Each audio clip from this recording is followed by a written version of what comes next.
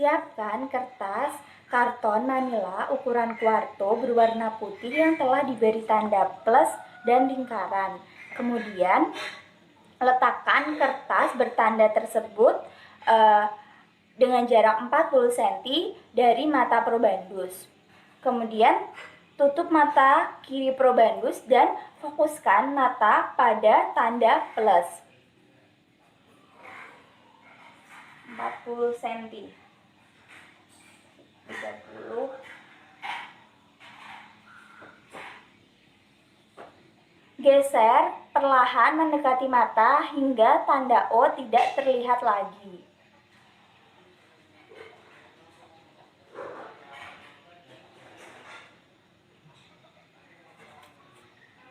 Ukurlah jaraknya ketika tanda O tidak terlihat lagi. Jangan lupa untuk dicatat.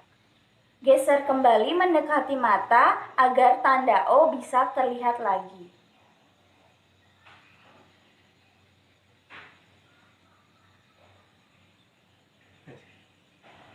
Jangan lupa untuk diukur jaraknya kembali.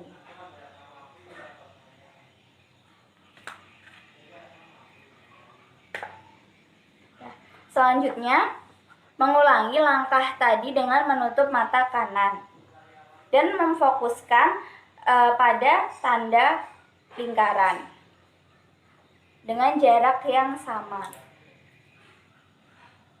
40, 10, 40.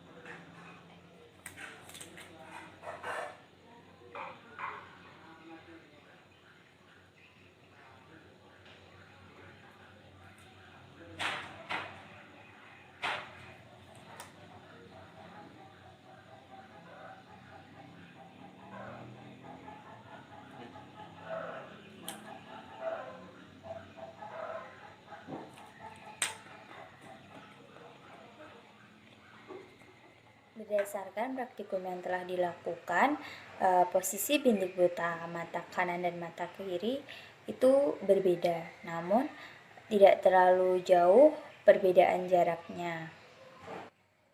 Bayangan benda tidak terlihat pada jarak tertentu karena pembiasan cahaya oleh benda jatuh pada bintik buta di retina. Karena cahaya yang jatuh pada bagian ini tidak mengenai sel batang dan sel kerucut sehingga menyebabkan tidak adanya impuls yang diteruskan ke saraf optik yang akhirnya menyebabkan tidak terlihat. Sebaliknya, apabila pembiasan cahaya oleh benda jatuh pada bintik kuning di retina, maka bayangan akan terlihat. Hai, perkenalkan nama saya Maria Delastri, NIM 4411418074. Nah, di video kali ini saya akan menjelaskan berkaitan dengan praktikum reseptor kulit. Alat dan bahan yang kita gunakan pada praktikum kali ini, yang pertama ada mistar, kemudian ada spidol, ada jarum juga. Nah, di sini juga kita akan menggunakan dua logam. Yang pertama itu ada logam yang direndam dengan air. Nah, yang kedua ada logam yang direndam dengan air es.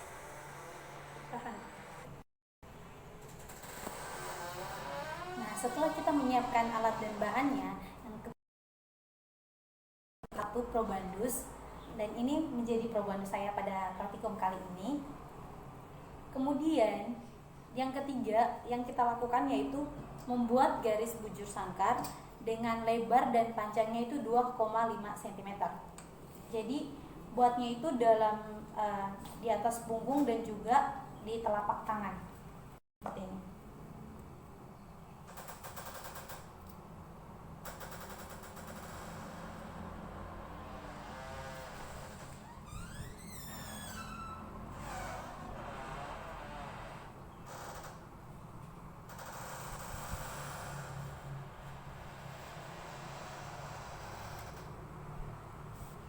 Kemudian di telapak tangan juga kita akan buat seperti ini.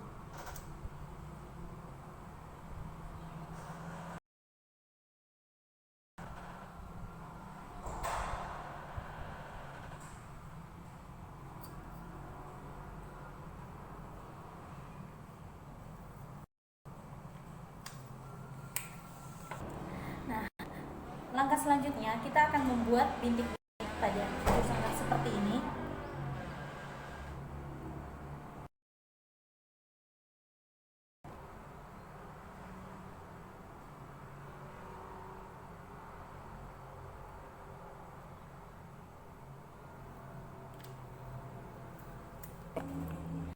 Kemudian yang di telapak tangan juga kita akan buat titik-titik seperti ini.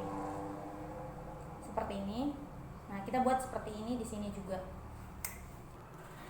Teman-teman, langkah selanjutnya kita akan memberikan salah satu sentuhan. Sentuhan kita akan titik pakai jarum. Jadi dibuat seperti ini. Ingat, jangan ditusuk ya teman-teman, cuma disentuhkan saja. Kemudian diangkat. Dibuat seperti ini. Nah, kemudian kita akan menanyakan pada probandusnya apakah merasa sakit ataupun digigit semut dan juga rasa yang lain-lain. Nanti kita akan menulis hasil data pengamatan kita setelah kita melakukan praktikum seperti ini. Nah, teman-teman, di praktikum kali ini, setelah kita sudah melakukan yang bab, kita akan coba memberikan sentuhan seperti ini. Nah, itu yang dilakukan pada semua titik bujur yang sudah kita siapkan seperti ini, baik yang di telapak tangan maupun yang di punggung tangan. Oke teman-teman, jadi setelah kita melakukan praktikumnya, sekarang kita akan menghitung. Nah, kira-kira ada rasa yang dirasakan oleh probandus kita, dan kemudian kita akan menghitungnya menggunakan dengan persentase yang sudah ditentukan di rumusnya. Kita akan mengulangi praktikum dari nomor yang keempat sampai dengan nomor 7. Tapi di sini kita bukan lagi menggunakan jarum, tapi kita menggunakan logam. Nah, di sini tadi sudah disiapkan bahwa ada logam yang direndam dengan air es, ada juga logam yang direndam dengan air panas. Nah, kemudian logam-logam ini kita lakukan sama seperti yang dilakukan di nomor 4 sampai dengan nomor 5 kepada probandus kita. Jadi teman-teman, langkah selanjutnya kita akan mengulangi kegiatan untuk yang dari nomor 4 sampai dengan 7, tapi dengan alat yang berbeda-beda. Ini tadi kita sudah menyiapkan ada logam yang direndam dengan air es. Kemudian logam ini kita lakukan untuk menyentuh titik-titik yang sudah kita sediakan seperti ini. Jadi cuma disentuh seperti ini, sama yang dilakukan dengan nomor 4 sampai dengan nomor 5. Nah, langkah selanjutnya kita akan melakukan hal yang sama yang sudah kita lakukan pada praktikum yang sebelumnya tadi. Langkah selanjutnya kita akan mengulangi kegiatan untuk yang dari nomor 4 sampai dengan 7, tapi dengan alat yang berbeda-beda. Ini tadi kita sudah menyiapkan ada logam yang direndam dengan air es. Kemudian logam ini kita lakukan untuk menyentuh titik-titik yang sudah kita sediakan seperti ini. Jadi cuma disentuh seperti ini, sama yang dilakukan dengan nomor 4 sampai dengan nomor 5. Nah, langkah selanjutnya kita akan melakukan hal yang sama yang sudah kita lakukan pada praktikum yang sebelumnya tadi. Yang kita akan menggunakan logam yang sudah direndam dengan air panas, logam seperti ini. Nah, kemudian kita akan simpan di sini, menyentuh di titik-titik yang sudah kita siapkan seperti ini sampai pada semua titik kita sentuh, dan kemudian kita akan menanyakan pada probandus kita apa yang dirasakan sama probandus kita, kemudian dicatat dan juga dibuat dalam data kesimpulan. Kemudian saya akan menjelaskan cara kerja dari reseptor telinga.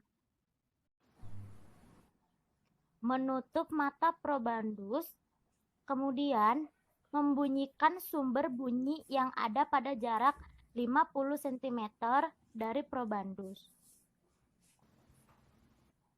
Kemudian, memvariasikan posisi di depan kepala, di atas belakang kepala, atau samping kepala. Kemudian, probandus menebak posisi sumber bunyi setiap kali posisi diubah. Kanan, atas,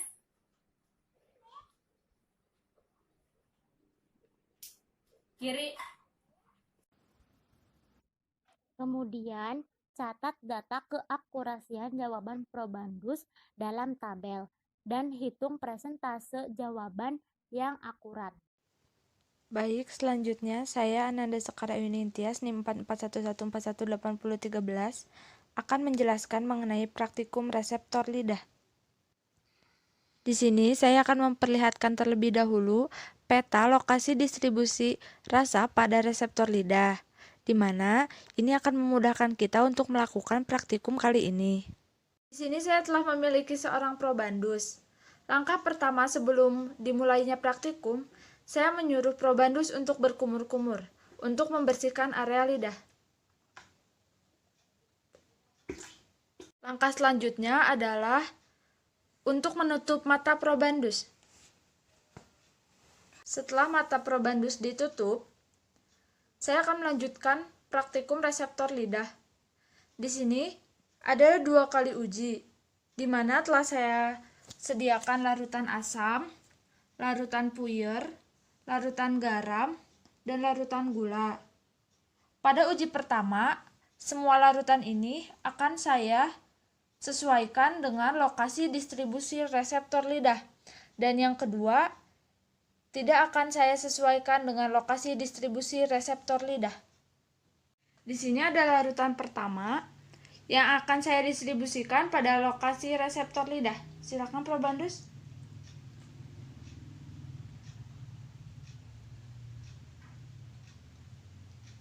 Rasa apa? Manis.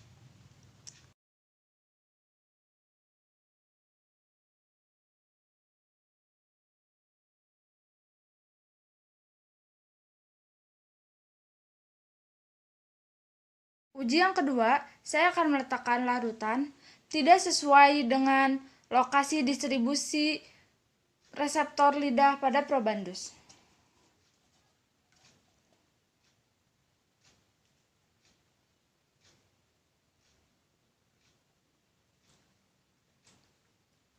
Ya. Manis.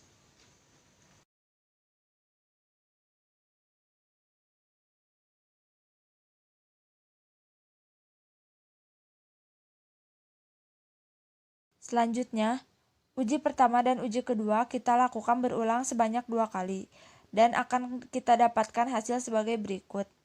Berdasarkan hasil tersebut, kita dapat mengetahui bahwa hasil uji pertama lebih cepat untuk menebak rasa daripada hasil uji kedua, dikarenakan hasil uji pertama, bahan yang kita gunakan didistribusikan sesuai dengan lokasi reseptor rasa, sedangkan pada uji kedua, bahan tidak kita distribusikan sesuai dengan lokasi reseptor rasa.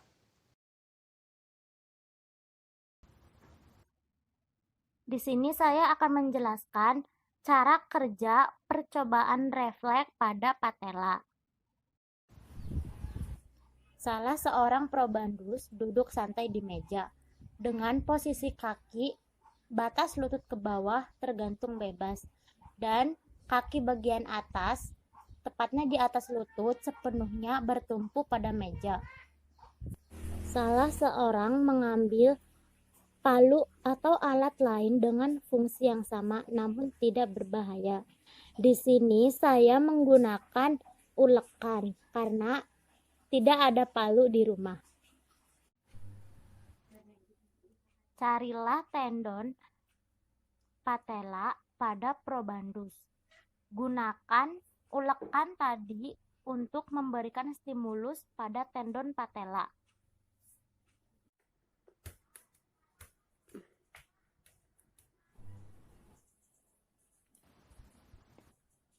Amati bentuk respon yang terjadi dan catatlah hasil pengamatan. Assalamualaikum warahmatullahi wabarakatuh. Perkenalkan, saya Emi Hadiani dengan NIM 441141418052. Di sini saya akan melaksanakan praktikum efektor, yaitu mengenai materi reaksi pada pupil. Bagaimana praktikumnya? Mari kita lihat. Check it out.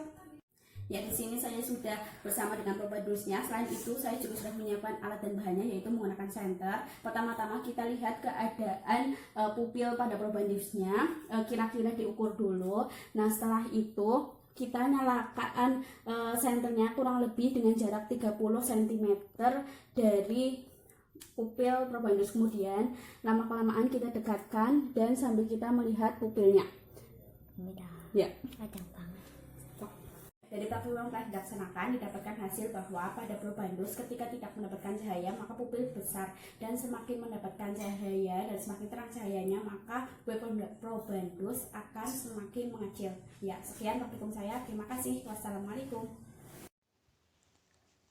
Di sini saya, Ananda Sekar Ayuning Tias, NIM 4411418013, akan menjelaskan praktikum efektor bersin. Selanjutnya adalah percobaan uji efektor bersin, di mana saya telah menyiapkan 3 bahan. Yang pertama ada sabun untuk yang tidak merangsang bersin, yang kedua ada parfum yang cukup merangsang bersin, dan yang ketiga ada lada merica bubuk untuk yang dapat merangsang bersin. Di sini probandus telah saya tutupi matanya. Selanjutnya saya akan memberikan ke indera penciumannya bahan-bahan yang telah saya siapkan tadi.